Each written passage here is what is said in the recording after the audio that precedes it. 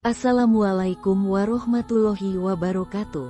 Kali ini kita akan mengisahkan Peladu Berdarah, jeritan dari dasar Sungai Bengawan Solo. Bagaimana kisah ceritanya? Namun sebelum itu sempatkan tulis sholawat di kolom komentar, supaya komentar itu menjadi saksi kita mendapatkan syafaat dari Rasulullah nanti di akhirat. Amin. Bengawan Solo selalu menyimpan misteri. Di balik keindahannya, sungai legendaris ini menyimpan cerita kelam yang telah hidup dari mulut ke mulut selama puluhan tahun. Salah satunya adalah kisah Peladu Berdarah, di mana arus deras sungai ini tidak hanya membawa lumpur dan bebatuan, tetapi juga jeritan arwah yang tak pernah pergi. Pak Sanuri adalah seorang nelayan tua yang hidup sendirian di pinggir Bengawan Solo. Ia dikenal sebagai sosok keras kepala yang tak pernah takut pada mitos atau cerita rakyat.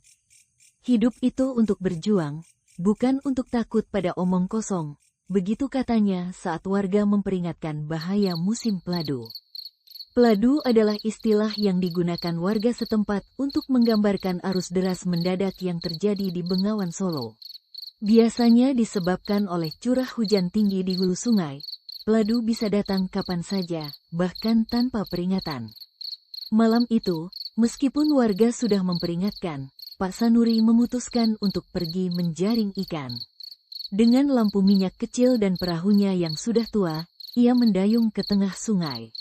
Air Bengawan Solo mengalir deras, namun malam itu terasa lebih sunyi dari biasanya.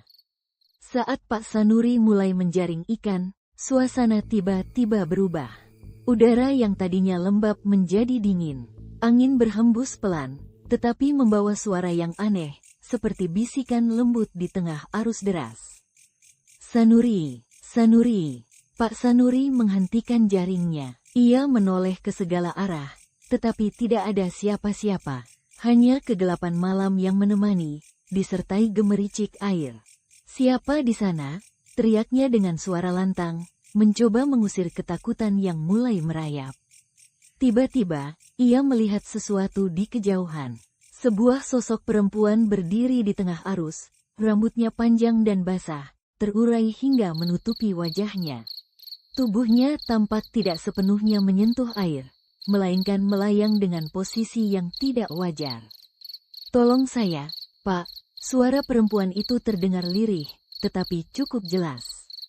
Pak Sanuri mengerutkan dahi. Ia mendayung lebih dekat, meskipun instingnya mengatakan bahwa ia harus menjauh. Ketika ia sudah cukup dekat, sosok itu perlahan mengangkat wajahnya.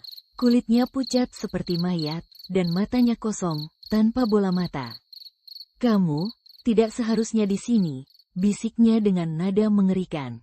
Pak Sanuri mencoba mendayung menjauh, tetapi sesuatu mencengkeram kakinya. Tangan dingin muncul dari dalam air, mencengkeram kuat, menarik tubuhnya ke dalam sungai. Ia berteriak minta tolong, tetapi tidak ada yang mendengar. Jeritan terakhirnya menggema di sepanjang sungai, hingga akhirnya lenyap bersama tubuhnya yang terseret ke dasar. Esok paginya, warga hanya menemukan perahu Pak Sanuri yang terbalik, dengan lampu minyak yang masih menyala redup. Tubuhnya tidak pernah ditemukan. Kejadian itu kembali menguatkan cerita lama yang sudah lama menjadi bagian dari masyarakat sekitar. Mereka percaya bahwa Pak Sanuri menjadi korban Ratri, arwah perempuan yang menjadi penunggu Bengawan Solo.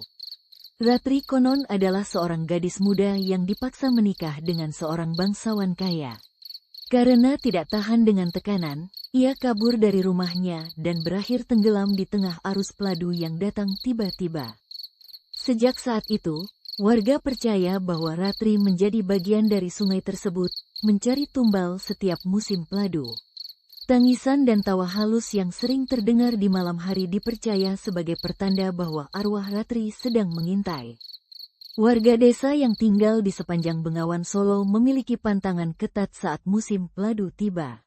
Mereka dilarang mendekati sungai, terutama di malam hari. Bahkan, beberapa keluarga melakukan ritual pembersihan dengan sesajen dan doa untuk menjauhkan arwah jahat. Mbah Surti, sesepuh desa, sering memimpin ritual ini. Ia mengingatkan warga untuk tidak bermain-main dengan mitos. Kalau dengar suara tangisan di sungai, jangan pernah mendekat. Itu bukan manusia. Beberapa waktu lalu, dua pemuda bernama Doni dan Wahyu nekat pergi ke sungai saat malam, meskipun sudah dilarang oleh warga. Mereka ingin membuktikan bahwa cerita tentang Ratri hanyalah mitos. Saat mereka sedang mandi di pinggir sungai, Wahyu mendengar suara tawa pelan dari tengah arus. Ia mencoba mengabaikannya, tetapi suara itu semakin keras dan dekat. "Doni, kamu dengar itu?" Wahyu bertanya dengan suara gemetar. Namun, Doni tidak menjawab. Ia sudah berdiri mematung, menatap sesuatu di tengah sungai. Ketika Wahyu menoleh, ia melihat sosok perempuan dengan rambut panjang berdiri di atas air, menatap mereka dengan senyum yang menyeramkan. Dalam hitungan detik, Doni tergelincir dan terseret arus. Wahyu mencoba menolongnya, tetapi tangan Doni sudah tidak terlihat lagi di permukaan. Tubuh Doni ditemukan 3 hari kemudian, tersangkut di bebatuan dengan wajah yang membeku dalam ekspresi ketakutan. Warga yang menyaksikannya mengatakan bahwa itu adalah peringatan bagi siapa saja yang mencoba menantang kekuatan Peladu. Ratri tidak akan berhenti, dia akan terus mencari korban, ujar Mbah Surti sambil menaburkan bunga di tepi sungai. Peladu di Bengawan Solo bukan hanya fenomena alam, tetapi juga menjadi bagian dari legenda yang terus hidup. Warga desa percaya bahwa selama Ratri belum menemukan kedamaian, sungai ini akan terus menjadi tempat yang penuh misteri. Bagi siapapun yang mendengar suara tangisan atau tawa di malam hari, mereka hanya punya satu pilihan, lari sejauh mungkin, sebelum tangan dingin dari dasar sungai mencengkeram mereka. Bengawan Solo bukan hanya sekadar sungai. Ia adalah tempat di mana dunia manusia dan dunia arwah bertemu, kata Mbah Surti dengan nada penuh keyakinan. Semoga kisah ini dapat kita ambil pelajarannya. Terima kasih. Wassalamualaikum warahmatullahi wabarakatuh.